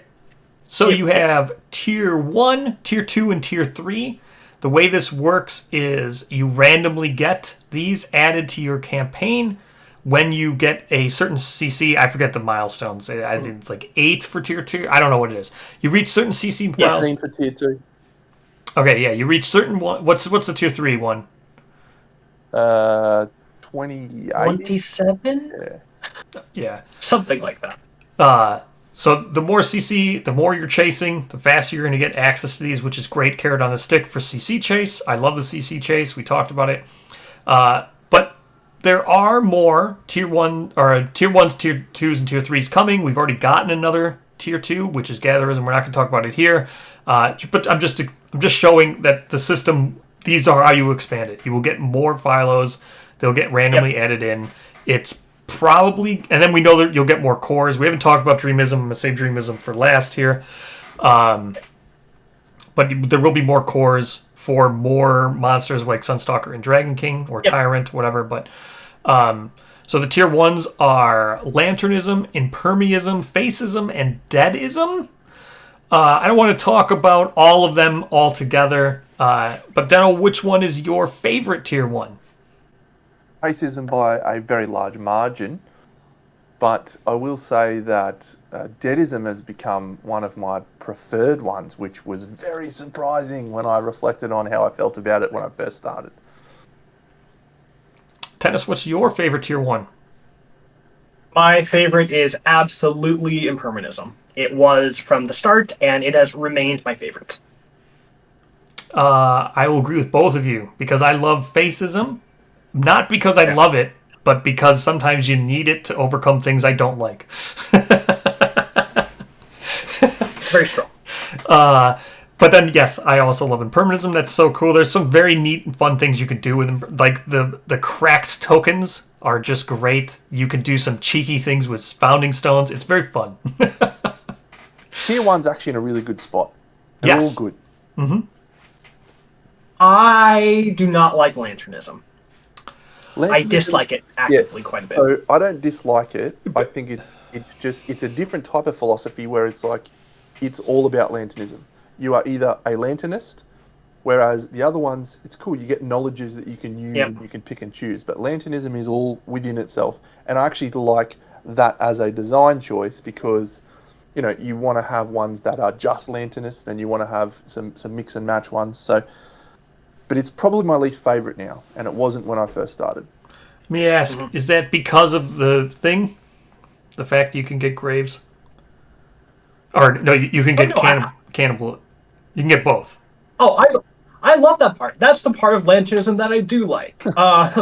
One of the really thematic and cool parts of Lanternism is that when you get, is it level, I think rank 2 or 3, with a certain amount of collective cognition, you get the other death principle you didn't choose, which I actually like that. I think it feels very fun. It feels very cool. I don't find it to be too egregiously overpowered or ridiculous. I think it depends on what you're doing. I think you could lean into it pretty heavy, but there are some degenerate things you could do with it. But I think in kind of like your normal play, it's more fun. And the part I really dislike about Lanternists is not even just that they are very parasitically designed. Lanternism stuff is all about Lanternism. It's all for that. If it was just that, I think there's room for a philosophy to do that and be interesting. I dislike it because I find most of the things Lanternism can do very mid or tepid, except the one very strong and broken thing it can do. Which is, with only a little bit of work, revealing the whole hit location deck and reordering it. Yeah. I find it a bit of a one-trick pony. Yeah. Regalism kind of deals into that, too. But we'll talk about that. You mean realism, brah? Yeah. I want realism. That's what, The typo in the notes here. That'd be a fun philosophy. I think tier 2 is going to be really easy, so I'm just going to go ahead and say what they are, and then I'll say what my favorite one is. Tier 2 is Regalism, Verminism, Optimism, Gourmandism, Collectivism, or Gourmandism, and then Collectivism. My favorite is Verminism. Deno. Yeah, also Verminism, but Gourmandism definitely has increased since I first played with it. It was probably lower for me, but now it's a very clear second and only very, very minor. Tennis. Interesting choices. My favorite is optimism. Optimism is very fun. You're incredulous. That's the worst one. What do you mean the worst Oh, one? you think so? You think of the tier twos, or I think it's or the in worst general? issue, yeah. It is. I think so. That's for me, anyway. The Yeah. worst, how so? The worst in terms of power, the worst in terms of design, the worst in terms of enjoyability. Enjoyability is pretty much always my answer. I think Huh? design is very clever. I think it's a very Mhm. cleverly designed thing. I That's why I like it. little things annoy me, right? I don't like the art style in it. That's like one of the things that annoys me. Yeah, I know, right? It is what it is. And then Controversial. I don't like dangerous observations as a general rule. And yeah, it's just my least favourite. I'd pick literally any of the others before I'd pick Optimism. Maybe I should play it in my next campaign and try it again. I think it is very Uh, like straightforward. I do agree with that. There's not much that's yeah. combo. I'm trying to think of what you do with it outside of itself. I can't. Did you find any combo? I know I know tennis loves Denism for its comboing, but I don't think Optimism and Denism. No, optimism is not much of a combo Yeah, I can't. philosophy. The reason I like it is one, I just kind of like the main strength of optimism really is it hands out a good amount of stats, especially luck, as you level up. It's just kind of a nice solid baseline. Um, Sure, you you can don't mean also get some good Dreamism? reroll tokens. Well, you don't always have dreamism. And I admit, one of the reasons I really, really like optimism is because of their neurosis. Um, because so every philosophy will have a designated neurosis, which is a downside that the philosophy will always have. Optimists are self-important. When you depart, you need to check how many armor points your optimist has. If they have the most armor points, they're happy. Max out their survival. If they don't, they sulk and they lose all their survival after bonuses. Um, and to me, this is such a win in design because it is fun to engage with. I like it. It makes me happy. It's an interesting constraint to work around with. And the cool thing, and this is what I think the best design neuroses should do, it gives you an advantage if you can play into it. It can be annoying trying to make sure your optimist has the most armor, but you do get a payoff. They max out their survival, um, which is strong. Getting to max survival is not always trivial. And I was actually able to use it in my first campaign and some others to really hardline go after weapon masteries using nightmare training. Because if you have a survival limit of like 10 or 15, and Optimist gets to that cap every year, you just keep them doing the nightmare training montage. And I found that The very Rocky. fun. Da-da-da. Yeah, Yeah, they're doing the Rocky stuff. And they're just cool. I love them. Now, both of you love Verminism. That's an yeah. interesting one. I agree in a lot of ways. Brah, why? Same exact reason as Zeno. Literally the same exact reason. Just recontextualizes why you even have vermin resources and recontextualizes what you have in storage. Yeah, Very And it's simple. got that's a good one. sick knowledges and Venom It Edge. does. Sick. Yep. Yeah, just makes It's guitars cool. better. Yep. Does Queen of cool Hands. stuff. Pretty cool. Best artwork in all of them. It's sick. Yep. The abilities it gives on its rank 4 are also very cool. Yeah. I think it's anytime that I'm taking something that I've never given a thought to ever, which is vermin, and I'm finding an entirely new recontextualized purpose for something I never interacted with, is a super win. Yep. I do have two main criticisms with Verminism. One, I hate its neurosis.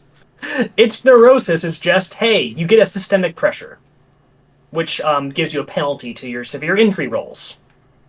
That's boring. It doesn't make you play any different. You're I already agree it's not doing boring. severe injury rolls. I do agree it's boring. I also agree that it's not much of a downside. Yeah. And two, I wish the ability to make any weapon paired was more relevant.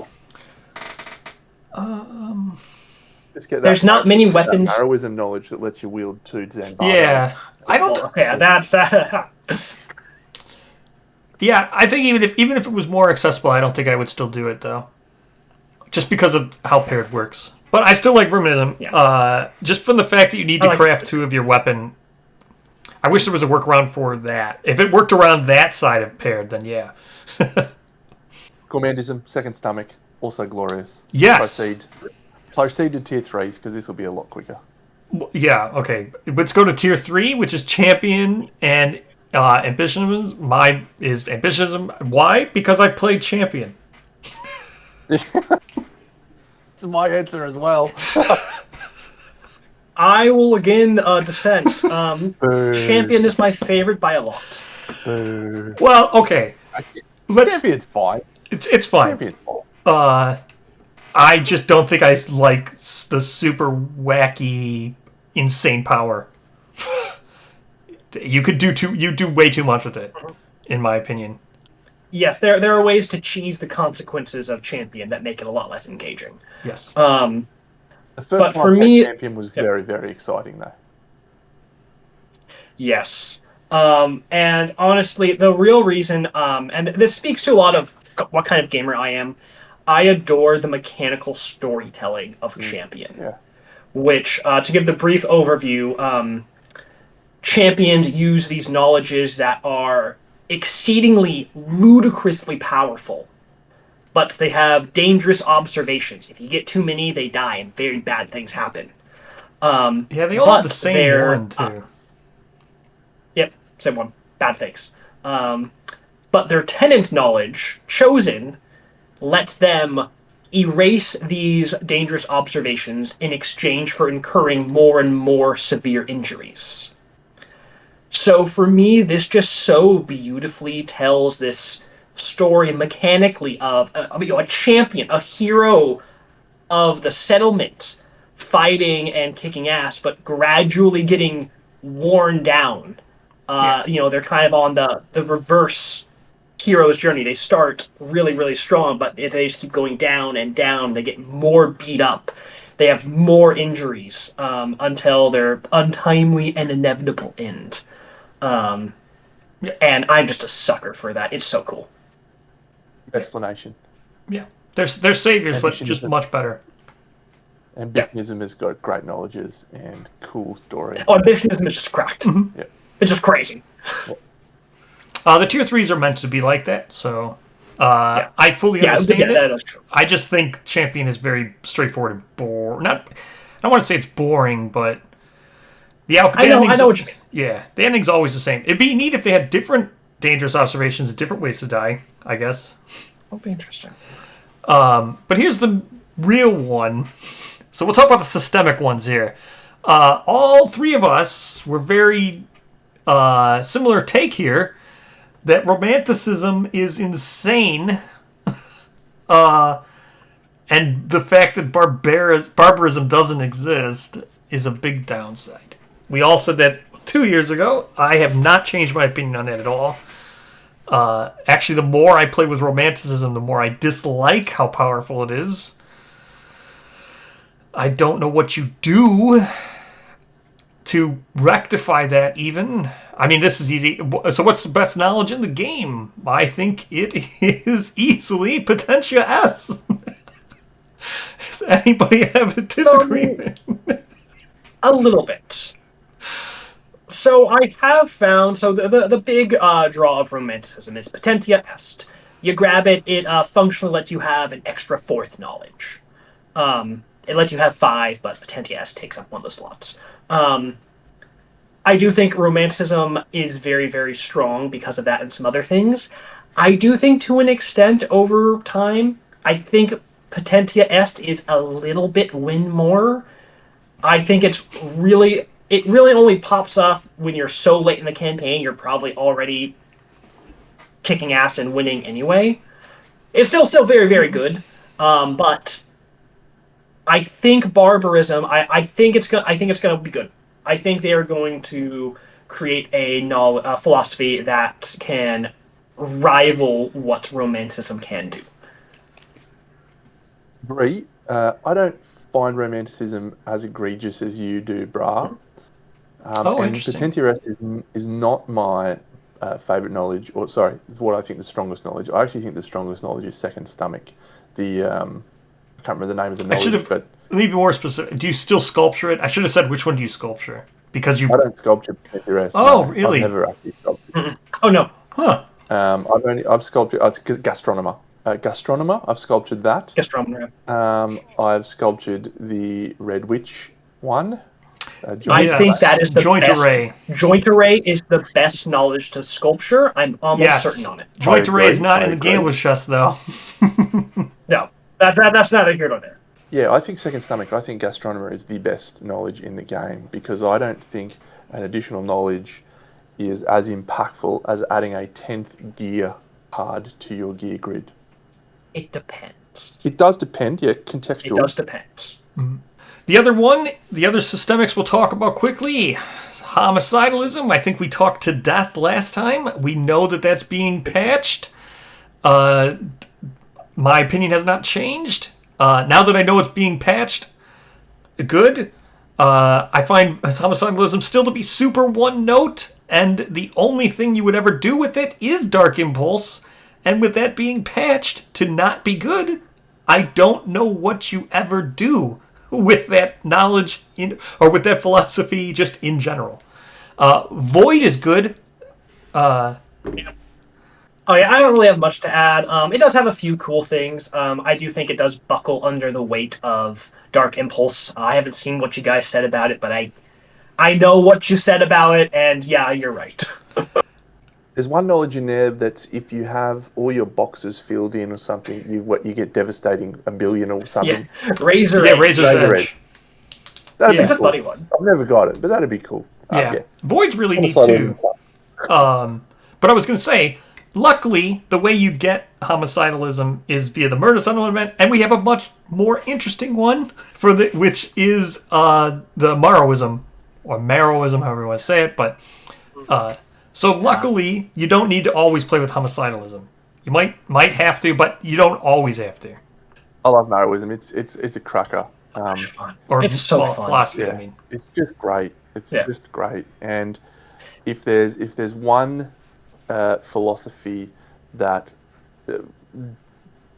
builds the story of the game more than Marrowism, I can't wait to read it because what it does for the various things that you learn in it. I'm trying not to spoil it because it is one of the best experiences is reading that and going, Yeah, great. it really is wild how Marrowism is both incredibly interesting to engage with mechanically, but also its story and its narrative is great, and it tells its story through its mechanics Yep. amazingly. Yep. And it creates such a wonderful, empowered feeling in the player. When you go through the philosophy, there are multiple instances where you're like, excuse me, I do what now? What? yeah. Peak philosophy design. It is Yes. peak what this system can do. It both tells a story that is crazy, engaging. It details the lore of the world and the universe, and then it's fucking awesome to play with. Yes. Like it is just, yeah. I love Marrowism. Yep. All right. Well, I think we've talked to all the Philos. We haven't talked about all of them, but we talked about the ones we enjoy the most. What I will say about philosophy is I don't think there is an out-and-out bad one out of any of them, which is a very, very good thing. Oh, okay. With the exception of homicidalism, I don't think there is a bad one. And I did feel that there was. I did feel that deadism wasn't very good back in the day. It's so funny you say that. I had the same journey with Deadism. I like it too now. Yeah. I didn't, but I I do love now. it. I love it now. I'm like, yeah, deadism. Yeah. The amount of times that not being able to gain insanity is actually a bonus is so good. Anyway, we'll talk about that another time. Yeah. One thing I do want to touch on before we go off the system, I mean, in general, is how do you feel about the meals are intrinsically stuck in the Ark Survivor system. As far as we know, there doesn't seem to be any way of getting them outside of this. I feel that's a huge shame. Oh, did you guys even? How many often did you use meals outside of the croc one? I think croc's the only one I think I ever really used. Yeah, the croc, the crimson croc goulash, is an outlier in terms of power. I do think it is a little regrettable. They're not accessible for normal survivors. They come in so late game anyway that I think just it'd be nicer just to have them as options just to play around with. Because I don't find them even particularly strong. They're just kind of interesting and fun. I like fetid frog feta, which doesn't include in the gambler's chest. But meal gear, it's fine. Yeah, okay. It's just tied to arcs. There's literally no way of getting it's because it's the what is it Supreme whatever the Supreme Cuisine, that's it. Supreme Cuisine, which is an insane innovation, which is just win more for arcs. Just here's 3 more survival limit, but whatever. Yep. And here's a +4 strength if you want to. Yeah.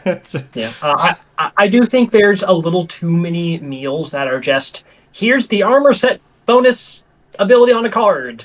Where like I get why they do that because it does open up some build stuff when it's like, hey, I can pounce without the white lion armor. That's good.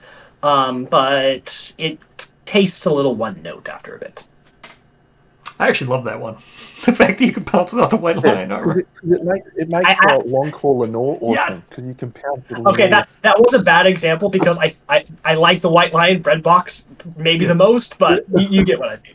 Yeah, because it lets you get out of escape the armor set of white lion. You don't need to wear it anymore. Speaking of escaping armor sets, how do you guys feel about I call it clothed and sated. The reason why I call it cloth is because you use it the entire beginning of the game with cloth. Yeah. That's why it's my joke that I do it. Yeah.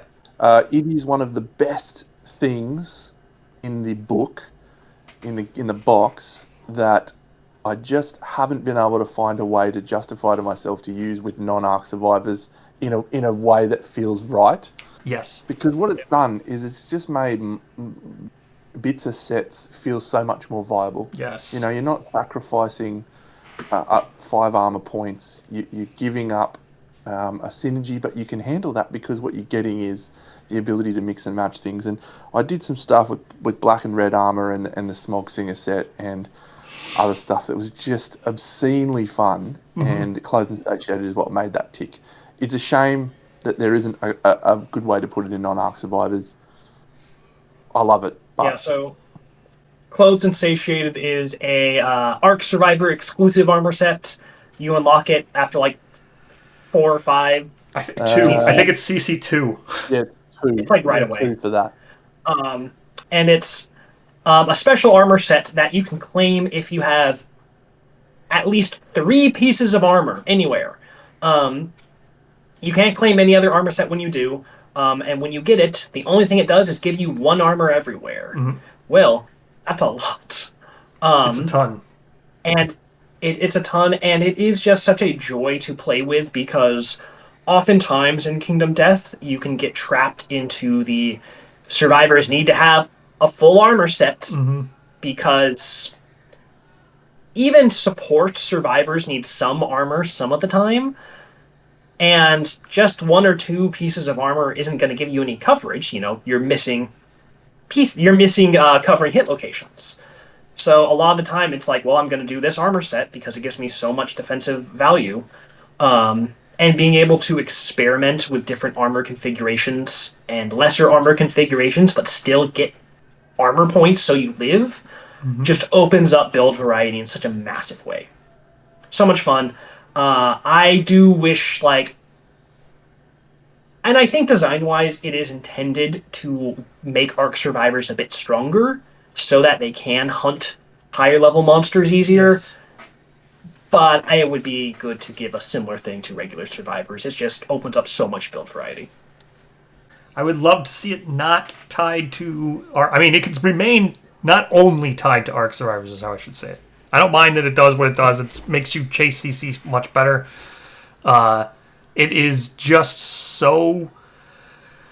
I don't even want to say powerful. Just fun because... Freeing. Yeah, freeing. Because it enables you to not have to fight the lion level 1 4 times. Because you could go fight something else because you have enough armor to live through the fight. So, yeah. I would love to see it off of Arcs. Any closing opinion? Oh, what's your favorite knowledge just in general? Doesn't need to be from your favorite phylos or whatever. The one that lets many eyes. The one that lets you ambush the monster if you've got more eyes than 8 it. eyes. Yeah, that's sick. Mm-hmm. Flora Fantasia, which isn't in the Gambler's Chest, is a great knowledge. Shatterstar, because Yes! impermanists are really fun. Yep. Dark Eye, cool to have. Yeah, from Deadism, that's a cool one too. Perfect hit build, they're fun. Evermore is also interesting. Death Sense is great. Any knowledge from Meroism. Yeah, Osteophage for sure. Mm-hmm. Marrow Monarch, that's fun. Mm-hmm. Is that knowledge or is that an ability? I can't remember. It's knowledge. It's both. It's knowledge that gives us an ability. Yeah. It's so good. Gives everybody I cutthroat. could rattle off about 50, I reckon. It's the best system in the Gambler's Chest. It's so much fun. Yeah. Is it better than regular Survivors, though? That's the question. Well, depends what you want from the game. If you want a challenge, it's not. Have you fully replaced normal Survivors tennis, or are you... No, I'm going to be going to a normal Survivor campaign after this current one I'm doing, and I'm going to welcome it. Yeah. Arcs are so much fun. There's a lot of joy to have there, but it is nice to have a more streamlined and simple option. Arc Survivor settlement phases in the late game, they're very fun. I enjoy them a lot, but they are a massive cognitive load. It's like, all right, this is going to take longer than the showdown. Let's go. So I'll say two things about Ark Survivors. Number one, the cognitive load is massively increased across every aspect of the game. Remembering knowledge triggers during the showdown, remembering all of these things. It's hard, especially when you're a solo player, which I think most of us talk from that lens. Mm-hmm. But they have one little negative, which I really find hard to get past, which is they don't let you play with your toys. And one of the things that I actually love is fighting arts, the strain fighting arts, the little things that you're chasing over time. The fact that they basically remove you from using those, to me, that's such a feel-bad thing about them. Yeah. And it's put me at the point where I'm probably 50-50 between normal survivors and arcs in the campaigns that I play, just so I can experience my strain fighting arts in a more smooth way, because I've tried so much. Which I don't think is a bad thing either. Which I don't think is a bad thing either. I think that just kind of speaks like that there's room for both, and they're both enjoyable in different ways. Yeah. But that would be one of the only detractors that I have on arcs in general is that. That is it for the entirety of the systems. We're going to quickly talk about the new monsters and everything. Deno and I recently talked about all the new monsters, so we probably don't have too much to say. I have some clarity I need to do because of the comments in the video for why I liked Croc, because I didn't want to get into it. But we're going to start with the Node 1, which is Crimson Crocodile. I think Crimson Crocodile is the best Node 1, even better than Frog Dog and all that stuff. But I didn't want to spoil it and get into exactly why and all that, and I agree with Deno 100%. It is way too juiced and way too... getting the IR and all those things. But I do want to explain how I was to push that to the side. One, Taste has said it's getting... the IR from the Hunt Defense getting gone. We're not getting that anymore. Saw has recently been nerfed since I played with the Crimson Saw. But here's what I do love about Croc, which I wish the other Node ones would take from. It has a actual prologue story. The Crimson Day, where you can get it's a first day replacement. You can get Bloody Cloth from that, which is just so fun for a Node 1. Just the fact that you have something else that makes the Croc feel more thematic when you use it. It has its own personal first day. You can get the Bloody Cloth. You can get the prologue. Will give you its location, so you don't need to feel like you need to do Rawhide, because every other monster, when you fight it and you don't have a location year one, the first settlement phase is always building Rawhide. That's just what you're going to do. I wish Frog would have taken stuff from Croc for that. I wish that would be a thing going forward. I know that it has been said that it's not. That's a thing just for Croc to make it help Arcs chase CC. I think that's a shame, but that's also the reason why I really like Croc as a quarry. It has so much fun stuff to it that lets you start as a Node 1 earlier with its toys quicker. I hate that Frog Dog doesn't get the Frostcrafter from the prologue. I hate it because it opens up so much choice. Yes. Some of the monster specific resources can only be used for things, and it's like, well, normally you just build Rawhide and you don't even think about it. But now, if you get some hide and you can build a frog hat or something, do you do that? It's a choice. Yeah. It gives you the onus on the player to make decisions, and that's a good thing, not a bad thing. So, yeah, I dislike that about. There's some friction there.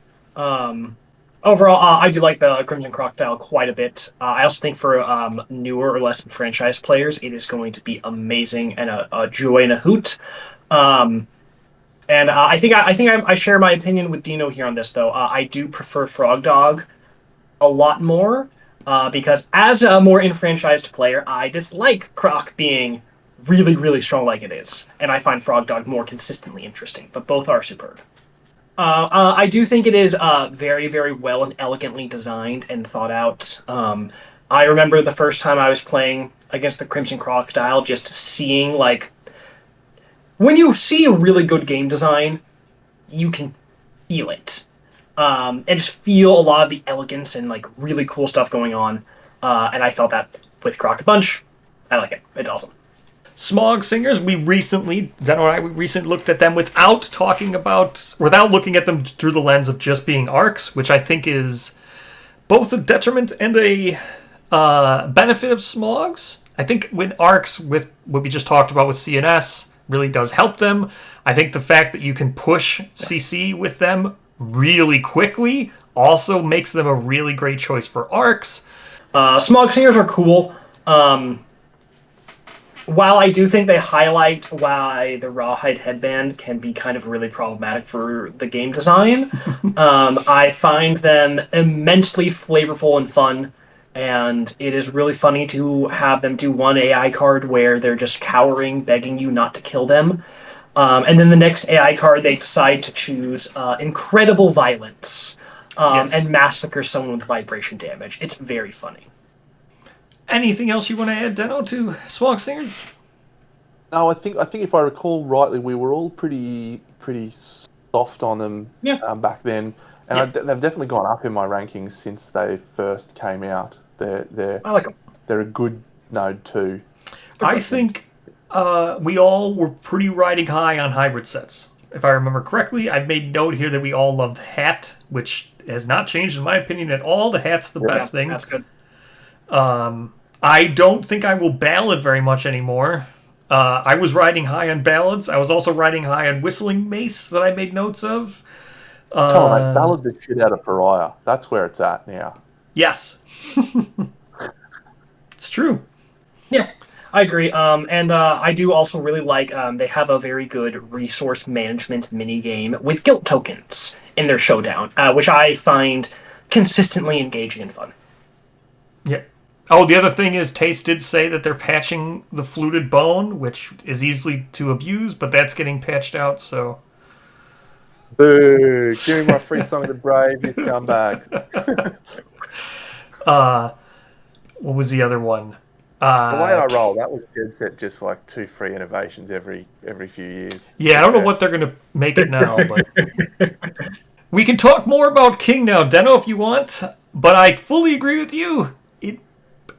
if you want to have the meta, it breaks the game. It's the only reason why I voted it so high as a quarry for Node 4 is because it is the only Node 4 quarry in my opinion. It's just a victim of circumstance that it got rated so high. I don't think Lion God is a quarry, and I don't think Dung Beetle Knight is a very good opposition to it right now. But that's not saying that I don't have issues with King. I think the gear is absolutely cracked. It changes the meta of the game way too much, and I need to see Screaming God to reevaluate King. It's a King's world. I like the King for what it is. It does, when the King comes in, it completely warps the entire campaign around it. It's all about King gear and King stuff. That being said, I think the King Showdown is art. I was blown away at how the King has probably like 3 different entirely separate mechanics that could just be another monster's entire gimmick. And it has all of them, and it melds them together in a way that feels very cohesive. It's a great showdown, super fun. While King Gear does overshadow everything in the game, there is enough King Gear and enough considerations among different pieces of King Gear that there is still fun to be had in optimizing what's best for your build. Like, you choose between the King Gear. There's still some interesting gameplay there and choice, I think. It's fun. I'm a little lower on it because it is exceedingly strong, but it's fun and had a good place. Oh, it's, as Tennis said, it does so many incredible. We didn't even talk about the Kingdom Death version of Kingdom Death in the King's fight in our last video, and that's like crazy. It's so cool. Yeah. Yeah. It's a stunning piece of design. It just is so warping of your campaign, Yep. and you just got to ask yourself: is that what I feel like playing? Like, do I feel like playing a King campaign, or do I just want to play a more normal campaign? And yeah, when you feel like putting the King in and you're making that decision, it's great. It's fun. Yep. Being able to throw your King's coin and be like "Doo-doo-doo-doo," and knock a monster down in the middle of their flow is awesome. But yeah, there's downsides to that in terms of difficulty that I don't enjoy as much. But it'll be interesting to see how some of the newer releases cater to that. You know, maybe, I don't know if Parasite Queen's still adding 5 years or something to the game. I don't know. We don't know if that's happening. But if that is the case, you know, maybe that King Gear will have its place then. We'll see. Yep. We'll see what it looks like in the future. King will fix the issue that I have with the core game. The issue with the core game is once I get to Lantern Year 20, after I beat the Watcher, if I haven't decided to go farther with Ultimate Weapon, all as I'm doing is hunting Lope. So I would much rather hunt Kings. I think core game has a real problem with 20 through 30, and King is an amazing alternative to hunting Lope 10 times straight. So if this is your first expansion, King's awesome. We have another quick one here. I don't have much to say about this. This will be all for Tennis. I think Deno will agree. Atnus, not impressed. Deno, what do you have to say about Atnus? You go, Tennis. Yeah. Yeah, there you go. You go. I love Atnus because it presents, I think, the best example of a top-down designed showdown in Kingdom Death. They wanted to make Dementia Sword Master Santa, and they did in a way I find very compelling and very fun to fight. I do dislike how Ballads from Smog Singer neuter him in an unfun way. And the reward structure is not there at all. He's kind of a nothing burger when you add him to your campaign. But I have some affection for Atnus. He's cool. Last but not least, we have Gambler. Tennis, this will be mostly you. I adore Gambler. 10 out of 10. Everything I want from a core monster. He is so interesting. He has so much going on, but he feels thematically cohesive. It is a wonderfully fun and fair and dynamic fight. Highlight of Dreamkeeper for me every time. Amazing. Yeah. The only thing I'll say is you're forced to use Dreamism. Unless you want to house rule it, I just did a campaign with normal survivors and no arc survivors. Again, It will work mostly, yeah. it was fine. There was only one or two things Yeah. that were a bit odd, and the gambler's the best. Yeah. He's so Yeah, good. still, yeah. I've also, the one I'm currently doing, I am playing Dreamkeeper because I want to play Gambler again. I just decided to add a third tier 1 and I don't use Dreamism. You don't need to. But yeah, awesome game. Awesome fight. Yeah. So now we have covered everything in the Gambler's Chest. It's a lot. I think it takes a long time to talk about. Look, there's so much in here. It is literally the future of the game. It is everything that has happened in all these expansions that you're now getting with seed patterns, with IRs, with knowledges, with scout discoveries, with tablets, with character cards. Everything came from here. And it's such a huge, massive box. You're getting an entire... Imagine the impact Campaigns of Death is going to have if it's of a similar magnitude. Yes. Crazy. Don't get me started. It will be crazy. Yeah. If the 666 bundle is back, I cannot stress enough the value there. I'm not saying you have to get it. I think Core Kingdom Death 1.6 is a great game. Great game by itself. I played Core Kingdom Death by itself at least 4 times before I started throwing in like other like a complete overhaul. Like I think my 3rd time I added Gorm, and then my 4th time I added 2 expansions, and then after that, then it was okay. I need to change everything because I played too much. But it literally takes that long before the core game gets old. But I cannot stress enough, the 666 bundle is such a good deal. And if you have the core game already, hopefully, if you're looking to go more into Kingdom Death, this was helpful. If you're fence sitting, the amount of content here is amazing. And I would just hope that you get the best with your purchase and you have a way of making the most informed possible. So we will go to Deno first, closing on the Gambler's Chest after 2 years. It's an amazing expansion. I agree completely. I just want to talk about Black Friday as a whole a little bit, and this is sort of there's a very common theme that when we talk about Kingdom Death and people are asking what should I buy, everyone's response is wait till Black Friday, it'll be on sale. And sometimes I've seen people post that in January. It's like wait 11 months before you buy things. and whilst the savings are great, there's a couple of things I want to say. Number one, we don't know that those savings will continue forevermore. There may be a point where they go, you know what, we can't afford to sustain this anymore, and so the Black Friday margins might decrease on the discounts. Second of all, I know that my enthusiasm for something changes over time, and if I'm excited about something now, having it now is actually a part of that experience, and we don't value our time enough sometimes, right? Waiting 11 months, I'm willing to pay an extra $80 or $90 to have it now and experience it now because I don't know what the future holds. So the savings that you get at Black Friday are amazing. And if you are in a financial position where you can't afford it without it, absolutely wait.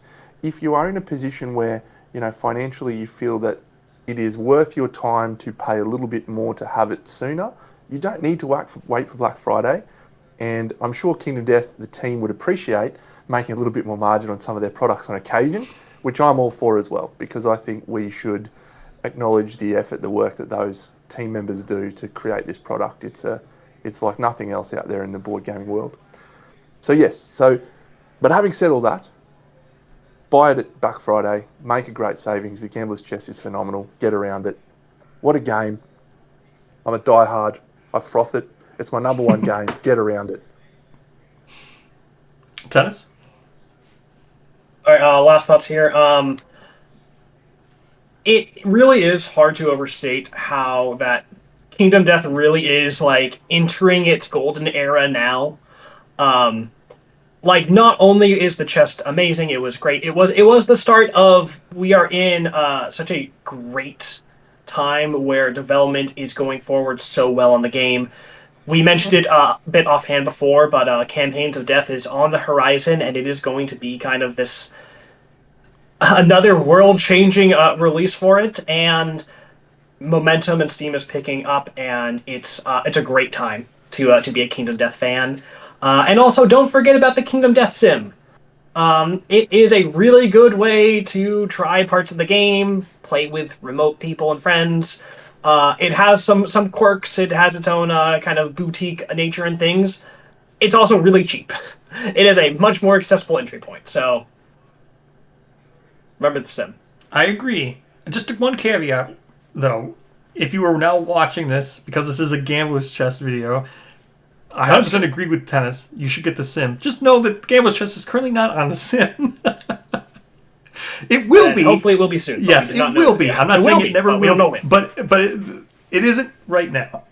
So if you were hoping to go to the Sim to try Gambler's Chest, that is one unfortunate stance that you can't yet. But you could try Pariah and Red Witch. So, but yeah, I agree. Sim has actually come along really well. I also stream on Sim all the time, twice a week. So I play it quite a bit. But yes.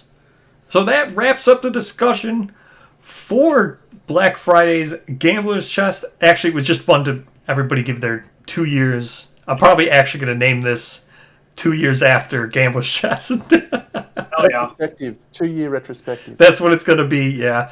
Excellent. But, so it was very nice to catch up with both of you again. So thank you for joining us, Tennis. Thank you for making the time. Thanks for having me. Thank you for joining me again, Deno. Thank you both. You're wonderful people, and I enjoy the experience very much. Thank you. Yep. Absolutely. So hopefully this was helpful. Hopefully you've learned and you can make the most informed decision possible, because at the end of the day, that's what matters, is that you are spending money that the best of, or you're making the most informed statement when you spend your money. So thank you, everyone. Goodbye.